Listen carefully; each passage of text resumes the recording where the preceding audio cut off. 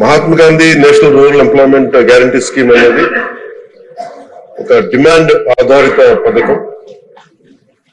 MGNREG చట్టం ప్రకారం నైపుణ్యం లేని మాన్యువల్ పనిని చేయడానికి స్వచ్ఛందంగా వచ్చిన వయోజనంలో ఉన్న ప్రతి కుటుంబానికి 100 రోజుల వేతన ఉపాధిని కల్పిస్తున్నాం.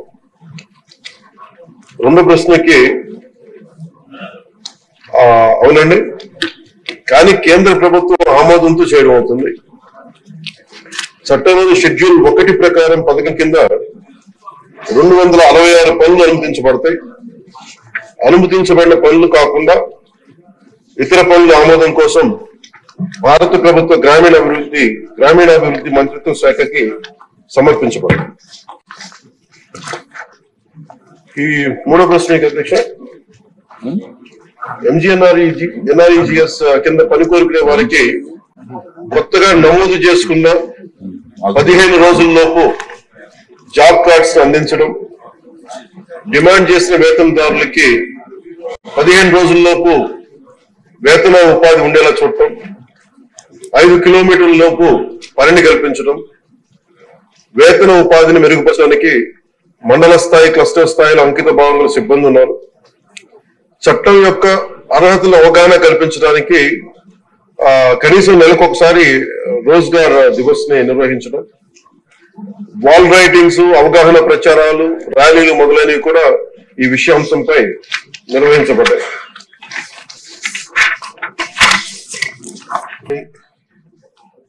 సమాజంలో ముఖ్యంగా రూరల్ ప్రాంతాల్లో ఉపాధి ఇవ్వడానికి నిర్దేశింపబడిన పథకం.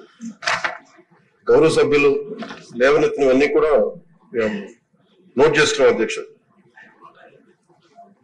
మన కొత్త ప్రభుత్వం వచ్చిన తర్వాత, ఎన్డీఏ కూటమి ప్రభుత్వం వచ్చిన తర్వాత గౌరవ ముఖ్యమంత్రి చంద్రబాబు గారి నేతృత్వంలో దాదాపు 4,500 కోట్ల రూపాయలు వేజ్ కానీ మెటీరియల్ కాంపౌండ్ రెండు కలుపుకొని మనం మనకి బడ్జెట్ ఉన్నది అధ్యక్ష. 7 crore మ్యాండేస్, 30,000 పనులు. వీటితోటి మనం ఏం చేసింది ఈ రోజున పల్లె పండుగ ద్వారా 3,000 కిలోమీటర్ల సిసి రోడ్స్, 500 కిలోమీటర్ల బీటీ రోడ్లు, 20,000 మినీ గోకులమ్స్, అలాగే వాటర్ హార్వెస్టింగ్ అండ్ అన్ని గవర్నమెంట్ బిల్డింగ్. ఇది సంక్రాంతి లోపు ఇవన్నీ చెయ్యాలి అనేది ఒక బలమైన ఉద్దేశంతో ముందుకెళ్తున్నాం అధ్యక్ష. ప్రతి చోట, ప్రతి పంచాయతీలో కూడా సిటిజన్ ఇన్ఫర్మేషన్ బోర్డ్ కంపల్సరీ చేశాం. అలాగే వర్క్ సైట్ బోర్డ్స్ కూడా అన్ని వర్క్ సైట్స్ చేసాం అధ్యక్ష. ఇప్పుడు గౌరవ సభ్యులందరూ కూడా ఒక్కొక్కరిగా చెప్పి చూస్తే, ముఖ్యంగా మన ఇప్పుడు అనంతపురం నుంచి గౌరవ సభ్యులు చేసింది మౌలిక సదుపాయాలను కల్పిస్తామా అక్కడ పనిచేసే ఉపాధి హామీ కూలీల కంటే, ఖచ్చితంగా అది యాక్ట్ లో ఉంది అధ్యక్ష. అది గత ప్రభుత్వం అన్ని వ్యవస్థల్ని అస్తవ్యస్తంగా చేసినట్టుగా ఇందాక పత్తిపాటి పుల్లారావు గారు కూడా చెప్పింది. దాదాపు కొన్ని 13,000 కోట్లు దారి మళ్లించారు. పని లేకుండా చాలా మందికి పని కల్పించినట్టుగా కల్పించి చాలా అవకతవకలు జరిగినాయి అనేది చాలా సార్లు నేను రివ్యూ చేస్తామంటే బయటకు వచ్చిన అంశాలు అధ్యక్ష. అలాగే వీటిని ఆ దారి మళ్లించిన నిధులు ఏమైపోయినాయి వీటి మీద కూడా ఒక రివ్యూ చేస్తా ఉన్నాం. కానీ చాలా కొంచెం లోతుకి వెళ్లాల్సిన అవసరం ఉంది. అలాగే మౌలిక సదుపాయాలు కల్పిస్తారన్న ప్రశ్నకి మటు ఖచ్చితంగా కల్పించే ఉంది. ఎందుకంటే ఇది మానవతా దృక్పథంతో చేయటమే కాదు, ఇది రూల్లో ఉంది. ఇది వాళ్ళకి కావాల్సిన మెడికల్ కేర్ కానీ, వాళ్ళకి కావాల్సిన కనీసం తాగునీటి, ముఖ్యంగా మజ్జిగ ఇలాంటివి వీటితో పాటు. అలాగే గౌరవ సభ్యురాలు అడిగినది ఏంటంటే, వాళ్ళ పిల్లలకి ఏదైనా పని చేసుకోవడానికి ఏదైనా మన నర్సరీ లాంటిది పెట్టగలరా చూసుకోవడానికంటే, అది మన పరిధిలో వస్తా లేదో చూడాలి అధ్యక్ష. ఖచ్చితంగా దాన్ని మానవతా దృక్పథంతో, లేదంటే రూల్ లేకపోతే దాన్ని అప్లై చేసేలాగా మనం అధికారులతో మాట్లాడతాం అధ్యక్ష. అలాగే లేని పక్షంలో ఖచ్చితంగా దాన్ని కేంద్రం దృష్టికి తీసుకెళ్తాం అధ్యక్ష. అది చెప్పాలి, ఇంకా అవ్వలేదు ఎందుకని మీరు ఇన్ని అడిగారు. అలాగే జాబ్ కార్డ్స్ లో అవకతవకల్ని ఖచ్చితంగా పరిశీలిస్తాం అధ్యక్ష. అలాగే GO number 646 issued on 15/11/2024 to release all the irrational, ఇందాక ఇది పత్తిపాటి పుల్లారావు గారు అడిగిన ప్రశ్న అధ్యక్ష. GO number 646 issued on 15/11/2024 to release all the irrationally deducted payments amounting to 331 crores by the previous government. అలాగే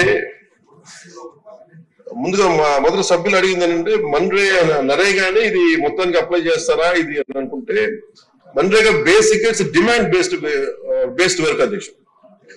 ఇది 100 రోజులు ఎవరికైతే పని కావాలో కాకపోతే ఇది ఏంటంటే స్కిల్ బేస్డ్ కాదు, ఇది పూర్తిగా ఇది labour based. It is not mandatory but demand driven. So ఎవరైతే 100 రోజులు మాకు పని కావాలి అని వాళ్ళకి హక్కు అయితే 15 రోజులు ఇవ్వలేకపోతే వాళ్ళకి మన కాంపెన్సేషన్ కూడా పే చేయాలి.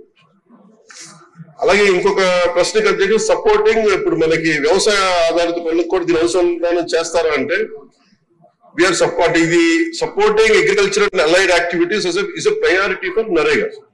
జాతీయ ఉపాధి హామీ పథకానికి ఖచ్చితంగా దీన్ని అనుసంధానం చేయాలనేది కూడా మా ఉద్దేశం, దాని ప్రకారం ముందుకు తీసుకెళ్తా ఉంది.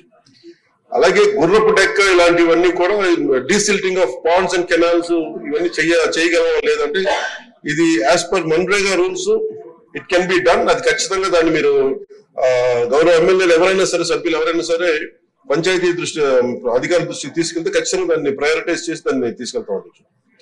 అలాగే డిస్ట్రిక్ట్ ఎలా యూనిట్ చేయాలి అంటే district as a unit is decided by the government of India, not by the government of Andhra Pradesh. అలాగే ఇంకొక ప్రశ్న అయితే 1.49 lakh job cards already completed for 100 days of employment. 5.84 lakh wage seekers working on work sites today.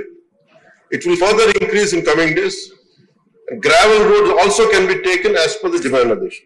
ఇవన్నీ ఉన్నాయి అధ్యక్షుడు. ఇవన్నీ కాకుండా గతంలో మనం లోకేష్ గారు ఉన్నప్పుడు పత్తిపాటి పుల్లారావు గారు చెప్తే 22 శాఖలతో అనుసంధానం జరిగింది. ఈ ప్రభుత్వం వచ్చాక దీన్ని కొంచెం అవకతవక చాలా అస్తవ్యస్తంగా చేశారు అనేది. ఖచ్చితంగా more greater coordination needed with all the departments. We will completely look into it. We will look into the issues.